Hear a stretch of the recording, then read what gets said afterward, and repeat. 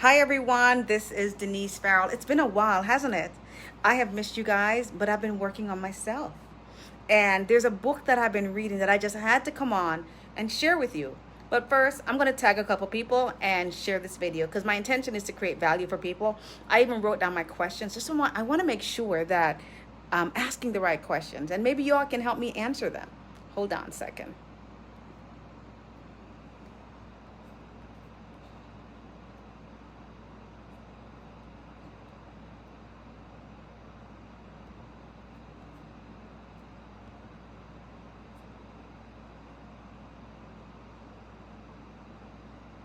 All right, I'm done posting now. And let me tag a couple people who might want to hear this.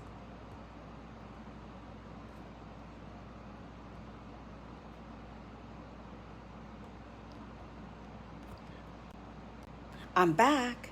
Okay, so I'm reading this really cool book called The Science of Getting Rich. And the book was written in the 1900s by this gentleman named Wallace Wattles, who coincidentally died about 2 years after he finished writing the book. But the book is intriguing. In the book, he talks on a lot of topics and why we should be rich. And the opening chapter is that your right to be rich. Guys, do you think we have a right to be rich? When I think of a right, I think of the right to be free, the right to, live where you want to live, the right to do what you want to do that's legal and ethical. That's what I think of when I think of a right. But he's saying that everyone has a right to be rich. All right. And let me ask y'all a question. If you were rich, what would you do differently? Where would you live? Where would you travel? I know some people right now who, because of the flexibility and the financial freedom they've acquired, they're actually working in some Caribbean island for their job here in the States, all remotely. Can you believe that? Or, just the different things that being able to be financially free can do for a person. And I want to know, if you were rich, what would you do? Put it in the chat. Where would you travel to? What kind of house would you own? Would you live in the United States? Would you live in Greece? Would you live in Mexico? Where would you live? All right. So I want to make sure I stay on topic. So I'm going to refer back to my notes. In the last couple of weeks, as I've been studying the book, because I kept reading, it's only 15 chapters, but they're short chapters, and you can read the book or you can listen to the audiobook in 2 hours every day. And I've been studying chapters 4, 7, 11, and 14, right? Every day. And some magical things have happened since I've started reading or listening to this book every day. But I digress. So, as I've been listening to the book, I've been thinking about what it means to be rich. And I've said to some people, do you want to be rich? And I've been admonished, and they told me that they just want to be comfortable. So, it's as if it was wrong for me to have that desire. So I want to know from you, what do you think? Is it right to want to be rich? And I was admonished and told that they just want to be comfortable. And what I want to ask you is, how do you define comfortable, my audience? How do you define it? Is it that you have more than enough to feed your family, or just your family? Does it mean that you can travel wherever you want to go? Or let's say you had a medical emergency. Would you be able to meet that need? Being comfortable encompass all those needs? Let's say you need someone in another country needed something. Would you be able to do that for them if you were comfortable? All right. So this book is saying that it's our God-given right to be rich. And it blew my mind. And I'm still wrapping my mind around this concept. All right. So why not? Let's ask another question. A lot of times, when I was growing up, and even now, I've heard a lot of things about rich people. Like some of them that they weren't good people. Or you should avoid get-rich-quick schemes. Or you should rich people are evil. Or money doesn't grow on trees. Things like that. But what I found was that as I got to interact in the last couple months with people who were wealthy, earning $1 million or more, they were nice people. Some of them were exceptional people. And what I realized was that I think money just exasperates who you really are. So like say for example, you are someone who's just not a nice person. You're evil, or maybe you have bad qualities. Then the money just brings that out more. But let's say you're someone who's a great person, you're kind, you're loving, then the money brings that out more because you're able to be more kind and loving to more people. So I really believe it's who you are, and the money is just an extra thing. And I like to think of money like air. So is air a bad thing? I had to go, as I was growing through this process of listening to this book, chapters 4, 7, 11, and 14 for the last 50 days, a lot of thoughts have come up to me. And, why was it necessary for this man to write this book during that time? I know they had just come out of the Great Recession during that time, or they probably were in it. I need to get the dates right. But why was it necessary? And is this kind of learning necessary for now? He's telling in the book, he shares that there's infinite substance, and that substance, God, gives you everything you need. There is no lack. So then why do I feel sometimes that I'm being told that there is not enough, when everything, the Bible, and because I'm a Christian, the Bible and this book, they're saying that God is a God of abundance. Guys, help me to understand it. Put it in the comments. What are your thoughts on this? Is there such a thing as lack if God is a God of abundance? Next thought I wanted to throw out is, well, one second. What are what I found out about myself was that in the past, especially before reading this book, I would say things like this: why does this always happen to me if something bad happens, or whatever? Have you ever had those questions in your mind, like when something bad, why does something bad always happen to you, or the same thing? Or for example, I used to know someone who said every time they were going to go for an opportunity, something came up. And you know why? Because they were affirming it, and I was affirming it. It happened because life and death is in the power of your tongue. So this book is saying that you can't talk about anything bad that happened in the past because you don't want to create more of it. All right. And it talks about holding the image of what you want, the good you want in your mind, so that you and God, or you and the infinite being that's all around us, can help us to manifest that.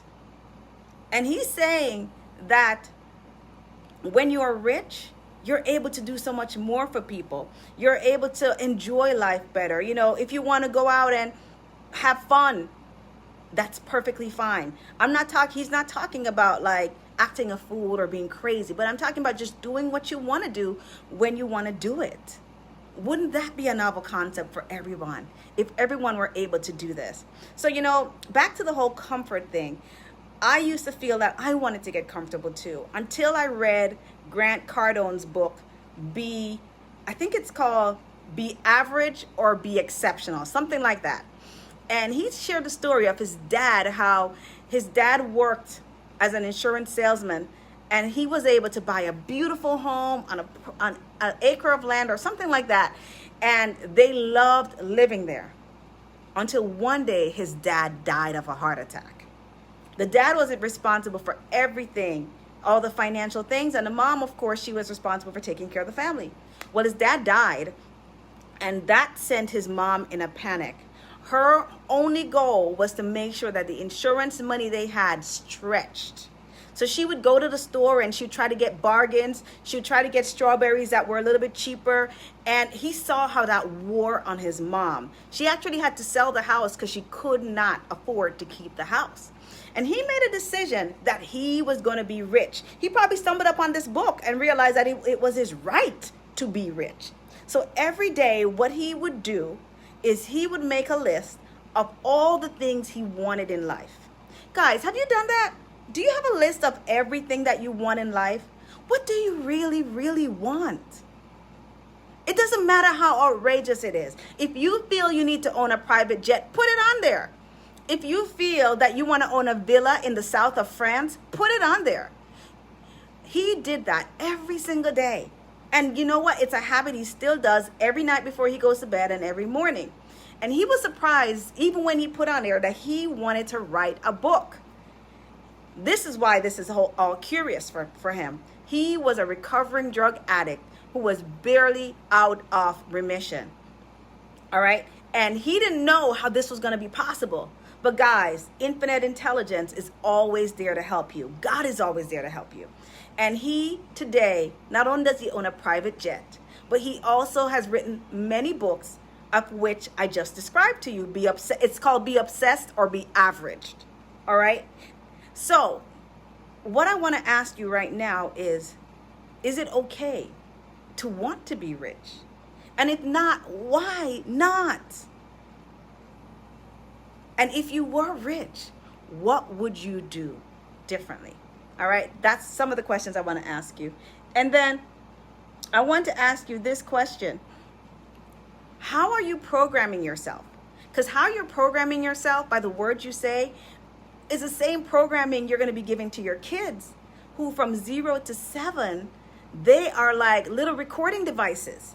So they may not remember what exactly was said, but they remember how it was said and the feeling that we put into whatever we say. So if we told them that you thought life was hard, then they remember that and they grow up with that feeling that life is hard until something comes up and breaks that recording, like what happened with Grant Cardone. So think about it. How are you programming yourself? Ask yourself, what are you saying? What are you thinking? Because thoughts plus feelings equals results. And the more I study this work, I'm realizing that they're actually, like I always say, backing everything. This thought plus feeling equals our reality. They're studying it in science, and they're realizing that this space that we live in is almost like a virtual reality world. Let that sink in for a second. Whoa. This is like a virtual reality world. We create what we want. So if you could create what you want, what would you think? What would you feel? Where would you live? Would you be rich? In the Science of Getting Rich, he's saying that if you were to hold a picture of where you want to be in your mind and look at that picture, imagine that you were living that existence in the back of your mind all the time, that it would actually make it so. Some bold statements from 100+ book, right? And he said that your job was just to give the impression of increase to everyone. So why don't we start with that as well? Why don't we make a list of what we really, really want? Think of it as Christmas in July. Make your New Year's resolution in July. Make a list of everything that you think you would want. Go as big and as bold as you want. Doesn't matter. If it doesn't work, okay. But what if it does work? So make that list. Make it as big and bold as you want it. Be the person. Write down who you want to be. Look at that list every morning and every night. Act as if you already are that person, or if you already have that which you desire. And then give the impression of increase in everything you do. And let's see. Maybe Christmas will come early in December for you. I love you guys. I'll talk to you soon. I just had some thoughts and I wanted to just share it. Love you. Bye-bye.